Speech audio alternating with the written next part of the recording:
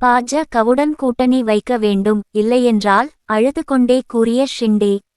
ஆதித்ய தாக்கரே பகீர். நாடாளுமன்ற தேர்தல் கடந்த 19ஆம் தேதி தொடங்கி நடைபெற்று வரும் நிலையில் மகாராஷ்டிர மாநிலத்தில் 5 கட்டமாக நடைபெறுகிறது. இதில் 4ஆம் கட்ட தேர்தலுக்கான மனுத்தாக்கல் தேதி நாளையொடு ஏப்ரல் 25, 2024 அன்று நிறைவடைகிறது. இதனை முன்னிட்டு வேட்பாளர்கள் மனுதாக்கல் செய்து வருகின்றனர். அந்த வகையில் மகாராஷ்டிராவில் இந்தியா கூட்டணி சார்பில் போட்டியிடும் சிவசேனா கட்சி வேட்பாளர் சஞ்சோக் வேட்பு மனுதாக்கல் இன்று செய்தார். இதனை முன்னிட்டு சிவசேனா கட்சி தலைவரும் முன்னாள் முதல்வர் உத்தவ் தாக்கரேவின் மகனுமான ஆதித்ய தாக்கரேவும் வேட்புமனுதாக்கல் செய்ய உடன் சென்றிருந்தார். இதையடுத்து செய்தியாளர்களை சந்தித்த அவர், பாஜகவுடன் கூட்டணி வைக்கவில்லையென்றால் அனைவரும் பாஜக அரசால் கைது செய்யப்படுவோம் என்று ஏக்நாத் ஷிண்டே அழுது கொண்டே கூறியதாக தெரிவித்துள்ளார்.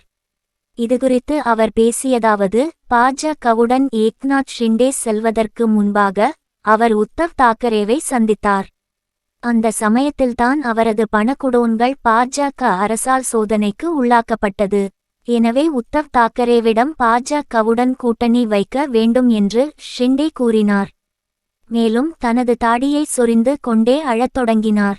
அதோடு தனக்கு அச்சுறுத்தல் இருப்பதாகவும் தனக்கு இது சிறை செல்லும் வயது இல்லை என்றும் அழுது கொண்டே கூறினார். பாஜகவுடன் கைகோர்ப்போம், இல்லையெனில் என்னை சிறையில் அடைத்துவிடுவார்கள் என்றும் அவர் பேசினார் என்றார். ஆதித்ய தாக்கரேவின் இந்த பேச்சு தற்போது பரபரப்பை ஏற்படுத்தியுள்ளது.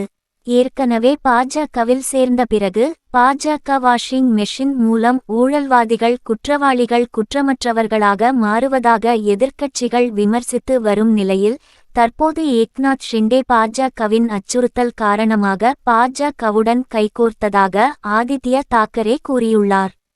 கடந்த 2022ஆம் ஆண்டு மகாராஷ்டிராவில் உத்தவ் தாக்கரே தலைமையிலான சிவசேனா கட்சியை கவிழ்த்து பாஜக கூட்டணியோடு ஆட்சியமைத்து தற்போது முதலமைச்சராக இருக்கிறார் ஏக்நாத் ஷிண்டே. மாநிலத்தில் ஆளும் கட்சியின் ஆட்சியை கவிழ்த்து பாஜக ஆட்சியை பிடித்த பட்டியலில் மகாராஷ்டிராவும் ஒன்று என்பது குறிப்பிடத்தக்கது.